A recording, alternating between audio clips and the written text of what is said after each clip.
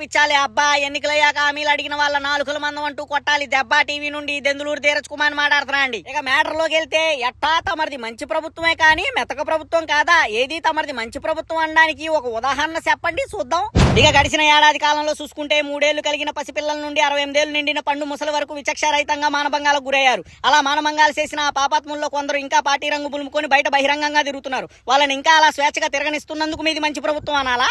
ఇక ఎండనక వాననక కడుపు కాల్చుకొని పండించిన ధాన్యానికి ప్రభుత్వం చెల్లించాల్సిన బకాయిలు చెల్లించక అప్పుల్లో కూరుకుపోతనం కాపాడండి మహాప్రభు అంటూ కౌలు రైతులు కలెక్టరేట్ ఆఫీసుల ముందు ధర్నాలు చేస్తున్నారు. మరి మనకు అన్నం పెట్టే అలాంటి అన్నదాతలకి ఇలాంటి దుస్థితి కల్పించినందుకు మీది మంచి ప్రభుత్వం అనాలా?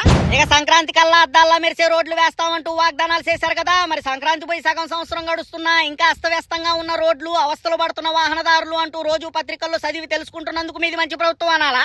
ఇక చివరి దశ దాకా వచ్చి ఆగిపోయిన మెడికల్ కాలేజీ కట్టడాల్ని పక్కనెట్టి విద్యా వైద్యం ఎందుకురా మనకి దండగా ఉందిగా, తాగి తూకరా మద్యం నిండుగానే స్ఫూర్తితో విచ్చలవిడిగా బెల్ట్ షాపుల్ని విస్తరిస్తూ మన రాష్ట్రాన్ని మధ్యాంధ్రప్రదేశ్ గా తీర్చిదిద్దుతున్నందుకు మీది మంచి ప్రభుత్వం అనాలా? ఇక తమ ప్రభుత్వ వైఫల్యాలను కప్పిపుచ్చుకునేందుకు నెలకో 2 సామాన్యుల ఇంటికి వెళ్లి తమరికి సంబంధం లేని స్టంట్స్ చేస్తూ తమ పచ్చదిన పత్రికల్లో పబ్లిసిటీ చేయించుకుంటూ ప్రజల్ని పక్కదావ పట్టించే ప్రయత్నంలో ఉన్నారు కదా, అందుకు మీది మంచి ప్రభుత్వం అనాలా?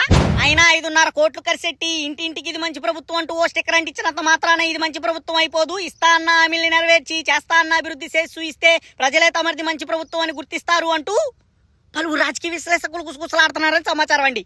ఉంటాడు మరి.